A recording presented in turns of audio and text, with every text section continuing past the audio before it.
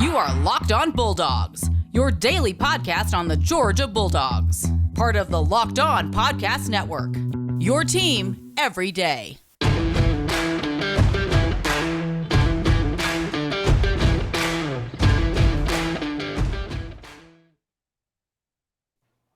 Hello and welcome to the Locked On Bulldogs podcast. I am Daniel, and that is John from John over at John Tweet Sports. The Dog Dispatch, longtime friend of the show. Clint's gone; he couldn't be bothered to make it on the recording tonight, and so we've upgraded. John, how you doing? I'm doing well. You think it might be the topic that Clint is avoiding, or I don't know. I'll just say Clint had let me know he wasn't going to be able to make the recording tonight before the news broke on Sunday afternoon of what we were going to be talking about today. We had you and I had a whole show planned. Yeah. We had other topics to discuss. We'll just save that for another time. But Georgia no longer has a head coaching vacancy in its men's basketball program. And first of all, today's episode brought to you by Run Your Pool. We'll talk to you more about them in a second. This show is for fans by fans. John's a Georgia fan. I'm a Georgia fan. Locked On Bulldogs podcast is all about Georgia fans. We're not trying to be gurus or insiders. How many gurus or insiders did you read about this week that had Mike White as the next basketball coach at the University of Georgia? Did you read a lot of those articles?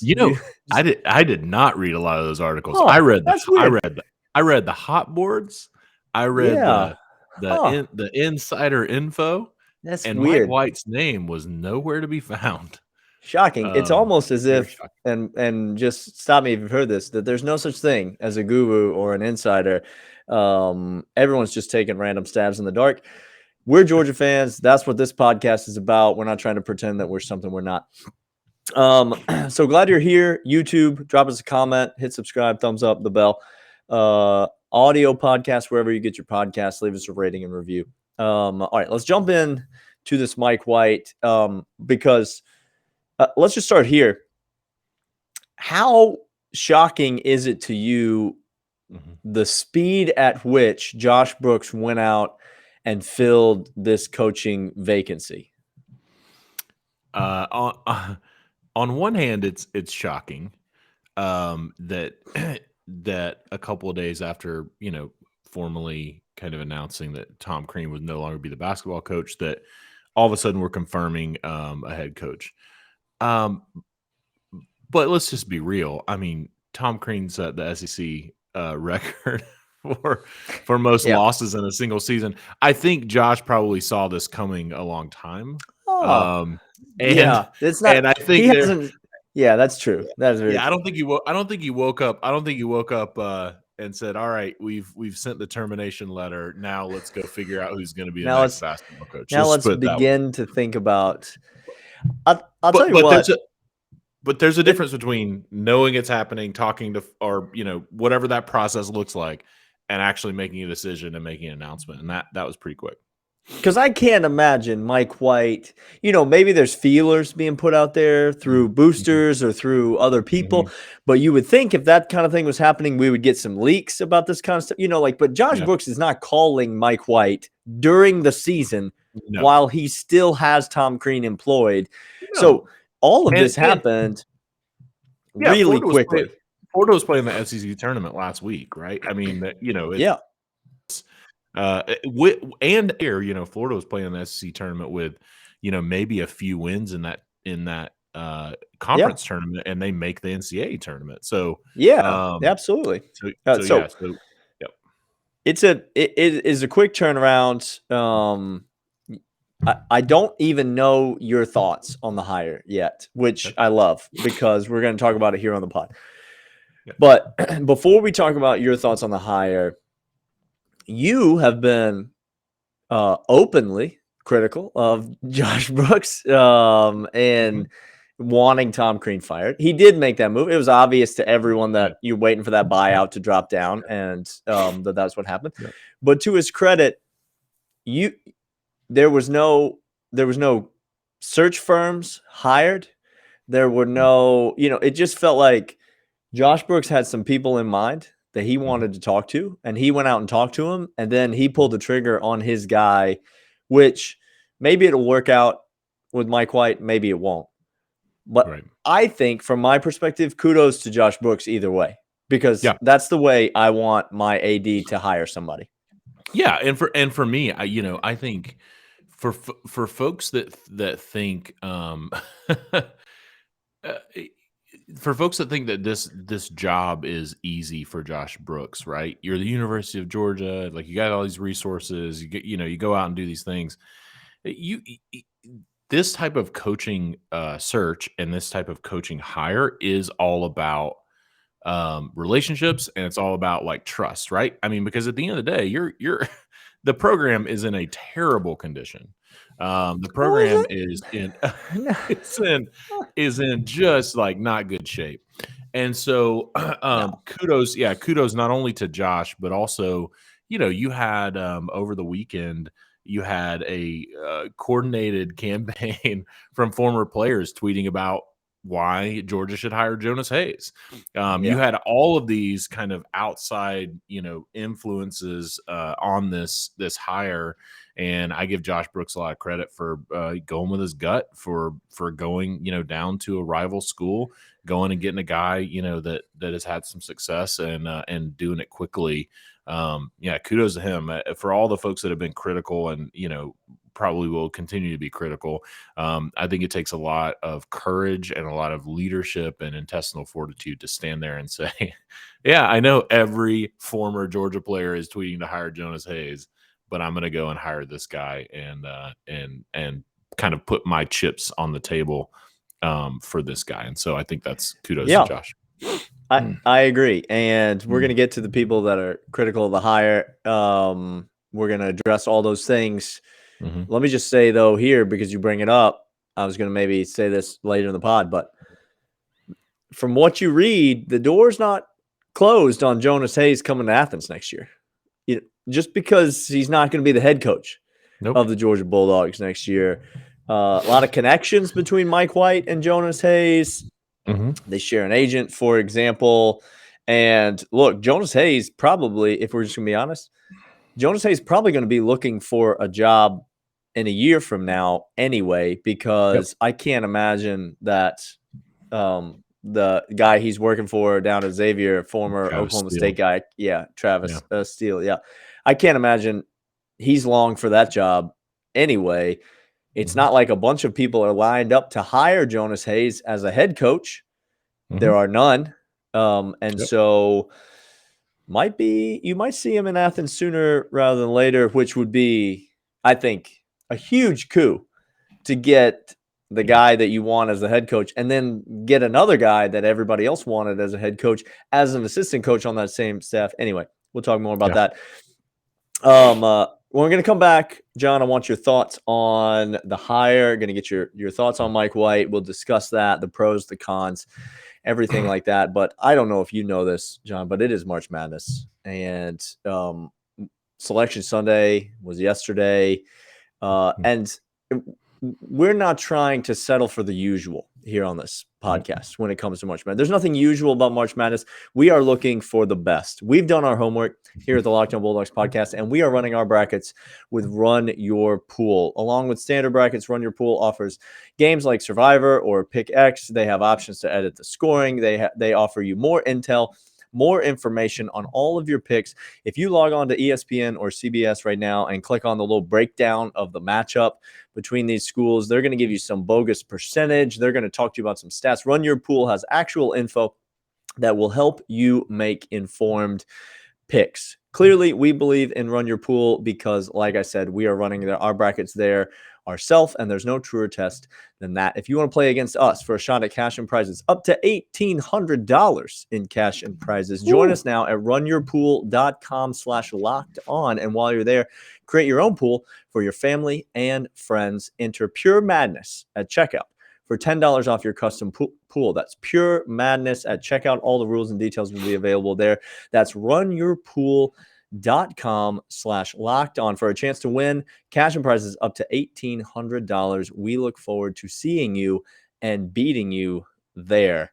Also want to let you know about Stat Hero. Stat Hero's NCAA single game pick'em is your opportunity to pit star players against each other in an amazing hybrid between fantasy sports and sports gambling. Listen, John, is your March Madness bracket going to win you money this year in a pool? Absolutely. Yeah. So what if I were to tell you that you can take those same picks that you're going to make in your March Madness bracket, you transfer them over to Stat Hero using all that same logic, and you double your earnings. Or maybe you fill out a bracket every year and your bracket stinks. And so what you do is you bet your actual money hedging against your bracket, going the opposite way over at Stat Hero. Take control back from those handicappers that always seem to have the advantage. Start focusing on the players you know best with a gameplay that doesn't rely on big spreads, long odds, or funky props. Stat Hero gives you the advantage of resetting the game and winning 4 times more often. Why? Because Stat Hero eliminates the mystery about who or what you're going up against. They have dozens of lineups that you can choose through, comb through, go and play head-to-head against the computer for a chance to win big. This is what daily fantasy was meant to be. Sign up for free right now at stathero.com/locked-on. Use that promo code stathero.com/locked-on for a 100% deposit match. At stathero.com/locked-on for a 100% match. stathero.com/locked-on. Terms and conditions apply. All right, John. Let's talk about Mike White. Let's do it. First, I'm going to cough into the microphone several times. It's going to be great for the audio. All right, John, Mike White, what are your thoughts on this hire? Obviously, he's been in Florida for 6 to 7 years now, I think. He's got a resume, kind of speaks for itself. What were your initial thoughts? And as you've sat on it for the last several hours, what have you begun to think about hiring Mike White? Yeah, so my initial thoughts were, I honestly didn't know how to feel at first, because I think especially when you have a situation where, like we started at the top of this podcast, where the name isn't showing up anywhere. You have a guy who is at one of your rival schools, very close proximity to kind of where you are, and I had to think through, like, was I underwhelmed and not impressed because it is Mike White, or was I underwhelmed and not impressed because the name just hadn't shown up anywhere? Right? Sometimes it's like, all right, well, the candidate themselves is not good, and sometimes it's like, I haven't heard the candidate's name, so my reaction is, if I haven't heard it, then this must be the second, third, fifth choice, and we're off in some like weird place with this hiring process. That was my first reaction, because I hadn't heard the name and didn't even honestly think about it.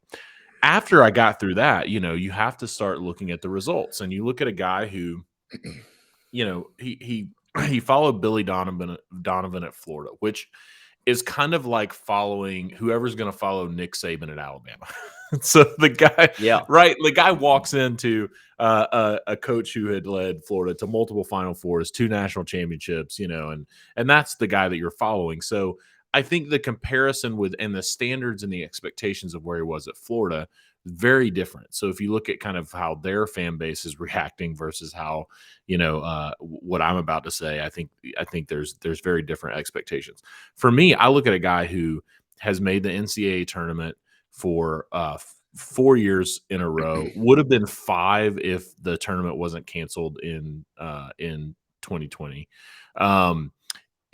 He has a 60-something% win percentage, and that includes a couple of tough years. But more importantly, I started digging into just like his ability to recruit, his ability to use the portal, And Mike White is the guy knows how to get players. He got Trey Mann, Trey Mann was a 5-star, ended up being a first-round pick for Oklahoma City, and Trey Mann, chose Florida over Kansas and over, all of the schools that you would think of a 5-star basketball prospect would. He ended up, kind of this year or last year using the portal. He got 4 transfers in, guys like Fleming, who ended up, being really, really solid players for Florida. And so when I started looking at that, I was like, all right, well, this guy, he knows how to get players. He obviously knows how to coach X's and O's. He's been to the NCAA tournament and has been to an Elite Eight and has been to at least the round of 32 in the last, 4 times that he's been there. And he's played some very difficult out of conference schedules, right? You put all that together, and this is a guy who has experience. It's a guy who has played, more importantly, coached in the SEC for the last 6 years, knows the competition you're up against, knows the programs you're going to play against, knows the environments you're going to play in. And so that got me just really excited. Like that whole thread of like going from, all right, well, let's learn about kind of who he actually is, how he builds teams. And then you look and you're like, okay, well, that's pretty good. And then you kind of, work through that and you're like, man, I think this hire has some real promise. Now, is it a 10 out of 10? I don't feel that way. I feel maybe it's, I think I tweeted I feel it's a 7 out of 10. It's going to depend on the staff that he puts together. But I will say, Georgia, when you set the record for most losses in the SEC in a single season, and you come to a place where you have finished 13th or 14th in the league, and there's only 14 teams. Three of the last 4 years, right? Okay. You have been at the bottom of the league 3 out of the last 4 years. When you look at that, and then you say, "Wait, we can get a guy who's been to the NCAA tournament for the last 4 years in a row, and it would have been 5 if it hadn't been canceled." You can get a guy who has recruited and used the transfer portal and has come into Georgia and got players from this state. You can get a guy who's played at Auburn, at Tennessee, at Kentucky, who's led teams into those environments. You can get him to come here and take this job, and he has a 62%, win percentage. It's like, are you kidding me? So, man, it's yeah. That's my take. Georgia fans. Yeah. Georgia fans around here, first of all, I have been on record on this podcast as saying, and I really do believe this, if you have a strong opinion about Georgia basketball, I want to hear it, even if you're dead wrong, right? Because Georgia needs more fans with strong opinions about Georgia basketball. I get that. I believe that. That is 100% true. But the vast majority of what I'm reading from fans and hearing from fans is just completely dead wrong when it comes to the take on this hire. People are clamoring that we should hire somebody with no coaching experience whatsoever. A guy that, listen, I love Jonas Hayes, but he's not going to get a head coaching job this year. There are not schools lining up to hire him. He will still be available to hire as a head coach for the first time next year and the year after. And the year after. He's not getting one of these jobs. And so you're clamoring to hire this guy just because he's one of our own, which I'm on record as saying, why would you want to hire one of our own? That's not what Georgia basketball needs. What Georgia basketball needs is someone who's not one of us to come in and fix us, because we are not good. We're not functional as a basketball program. Mike White is not functional.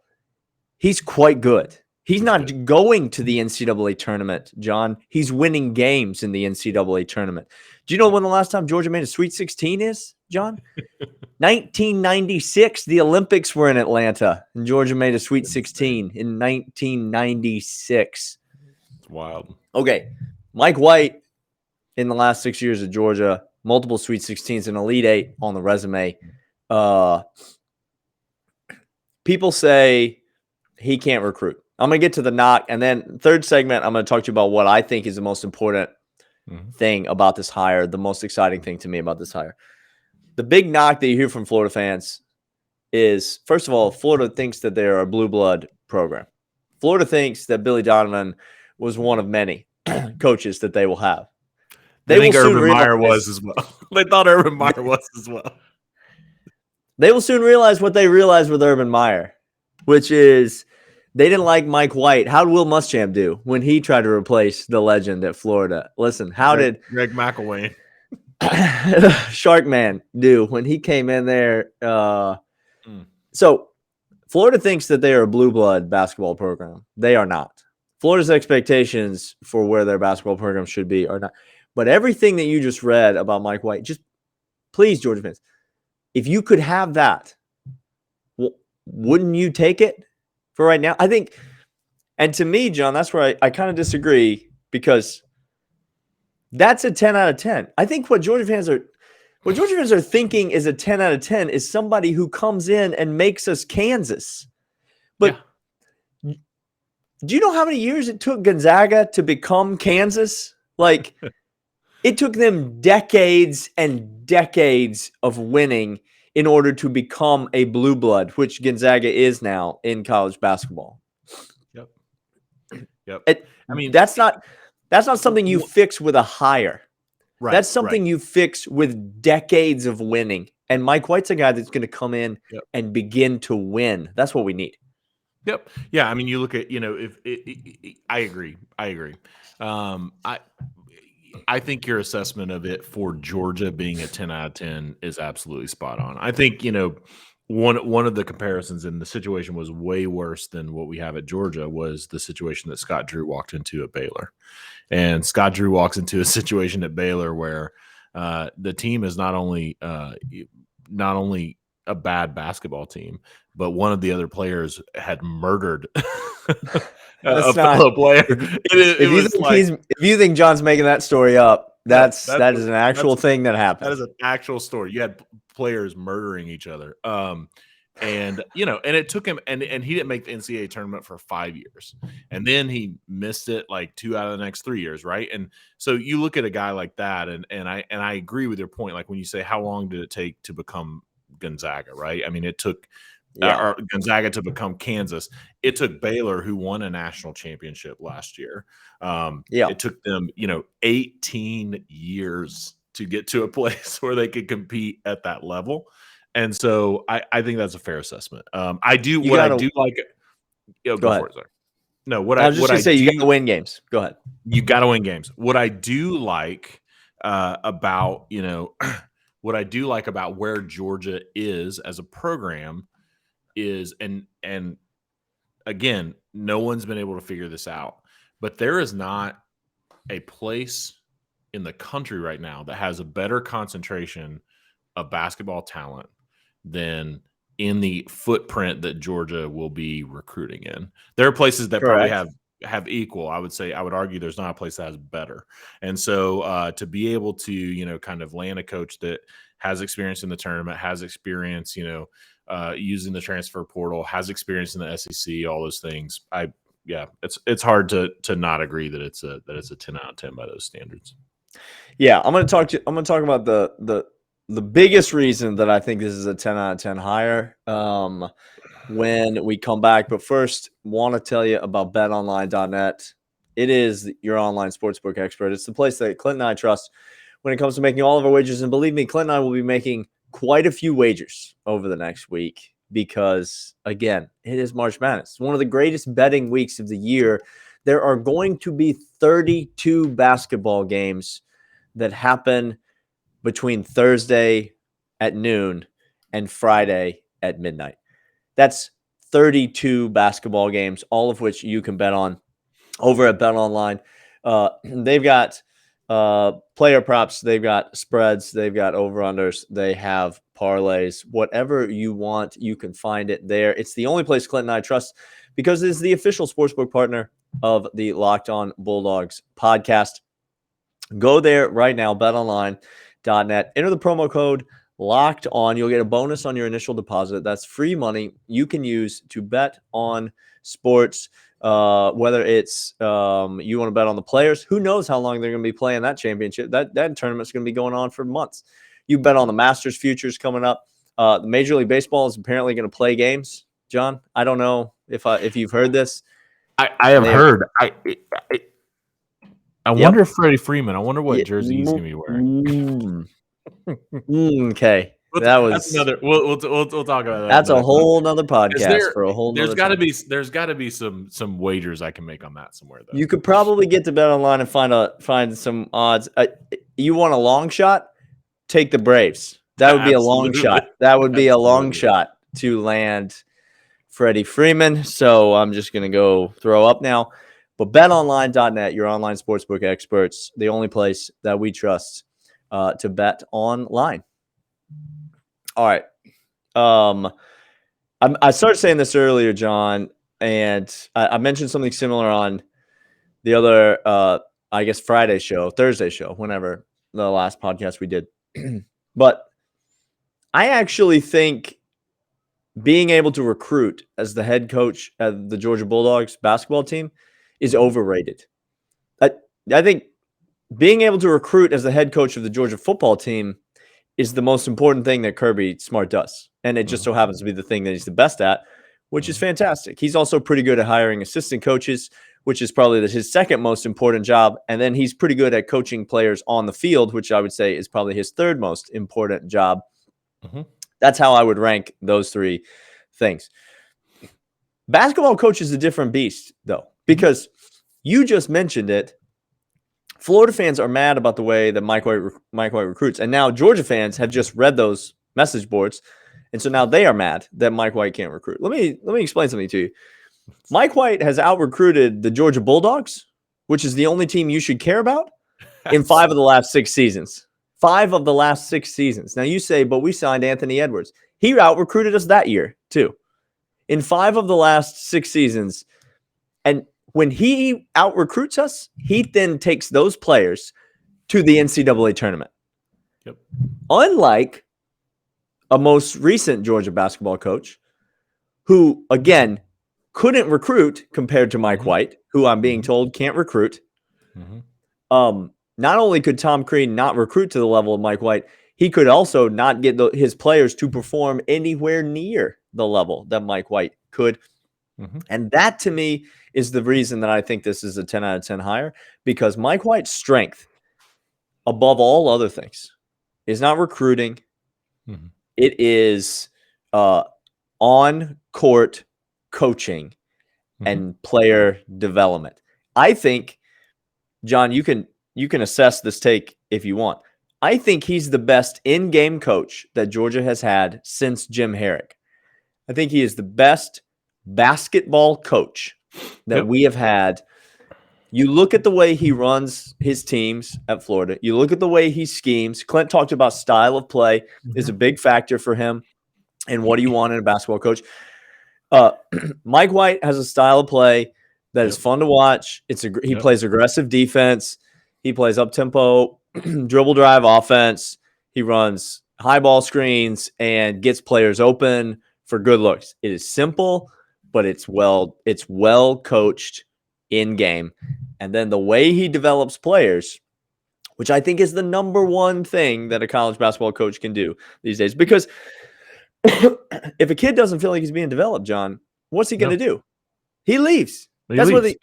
He leaves. If you can't develop some excitement about the program, which Tom Crean could never do, then the kid's just going to leave and you don't have any continuity.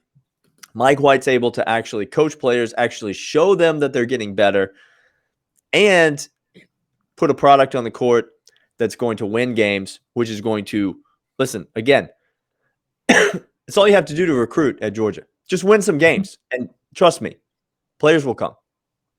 Yeah. And I think that's exactly right. I think his ability to coach, I think his ability to get players to believe in his system. I do. One of the things you brought up is defense, which has been an Achilles heel for Georgia this year, and Florida plays really good defense. So yes, yeah, I agree with all that.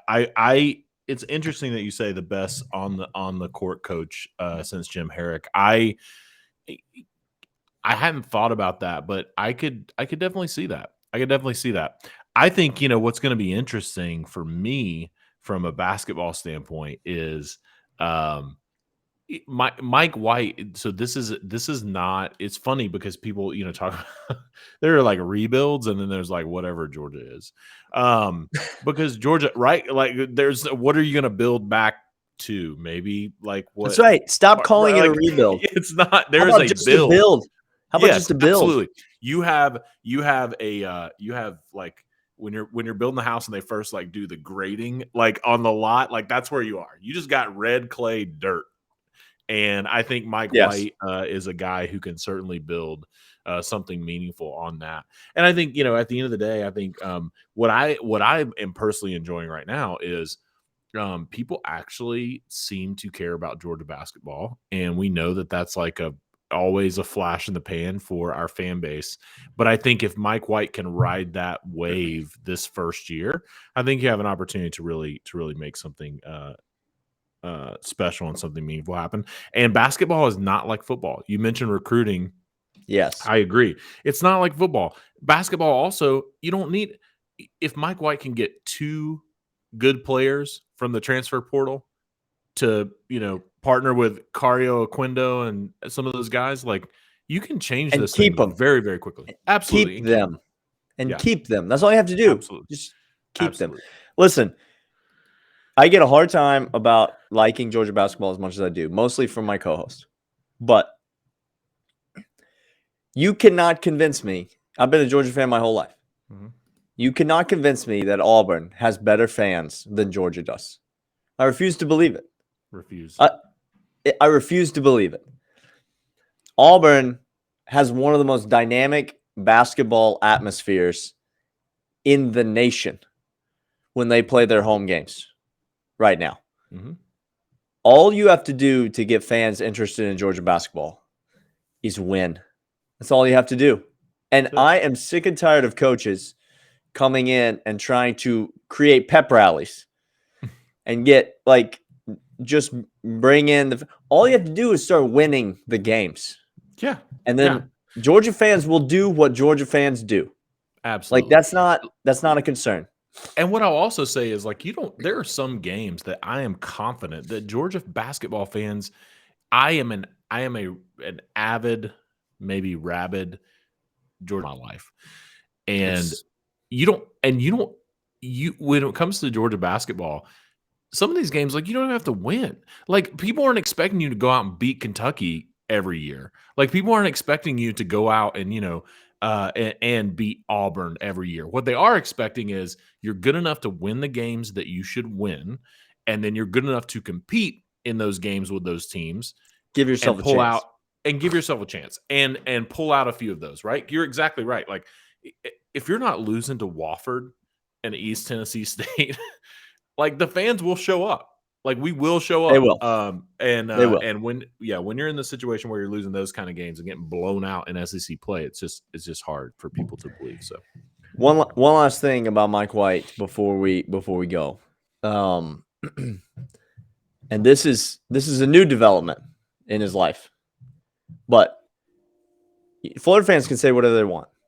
Scott Strickland was not going to fire Mike White this year, but there's no chance that Mike White was going to be fired from Florida. And do you know who knew that? Mike White did. Mm-hmm. Mike White knew that he had a job. Yep. So do you want me to spell out what that means? Georgia fans, if you need a reason to like Mike White, he could not wait to get the hell out of Gainesville, Florida, and come to God's country, the Lord's country, in Athens, Georgia. When we play Florida in basketball, it's not really a rivalry. No. Because they are quite good at basketball and we are not. Yep. But this is good for the Georgia basketball rivalry with Florida because there's no love loss. between Mike White and Florida, and there's not going to be any love lost between Florida and Mike White either. You mentioned all those other schools that he knows about as having coached in the SEC, but he also knows Florida.